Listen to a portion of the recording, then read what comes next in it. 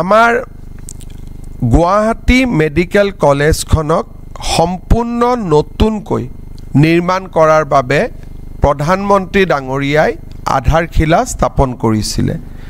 Guwahati medical কলেজৰ পুৰণা কেম্পাছটো সম্পূৰ্ণভাৱে ডিমলিছ কৰি তাত এটা আটকধুনীয়া ভৱন য'ত নেকি ৫,০০০ ৰোগী একেলগে থাকিব পাৰিব এটা বৃহৎ প্ৰকল্প ৰাজ্য চৰকাৰে ৰূপায়ণৰ কথা ঘোষণা কৰিছিল।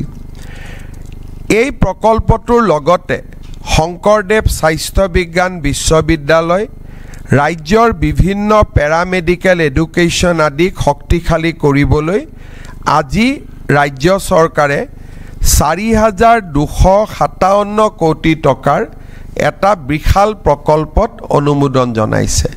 ইয়াৰে ২২০০ কোটি টকা অকল গুৱাহাটী মেডিকেল কলেজখনক নৱনিৰ্মাণৰ বাবে ব্যৱহাৰ কৰা হ'ব আৰু এই নতুন ভৱন নিৰ্মাণ হোৱাৰ পিছতেই গুৱাহাটী মেডিকেল কলেজ এইমছ আৰু আন যিকোনো মেডিকেল কলেজতকৈ দেশৰ ভিতৰতে আটাইতকৈ ব্যাপক আৰু আটাইতকৈ সুন্দৰ মেডিকেল কলেজলৈ ৰূপান্তৰ হ'ব।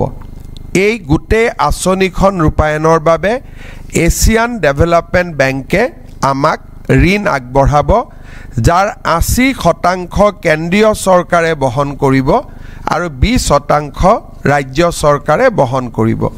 মই নেক্সট কোনোবা এটা ডেটত গুৱাহাটী মেডিকেল কলেজৰ নতুন বিল্ডিংটোৰ যিটো কায়াকল্প আমি ঠিক কৰিছোঁ তাৰ বিষয়ে আপোনালোকক জনাবৰ বাবে মই চেষ্টা কৰিম।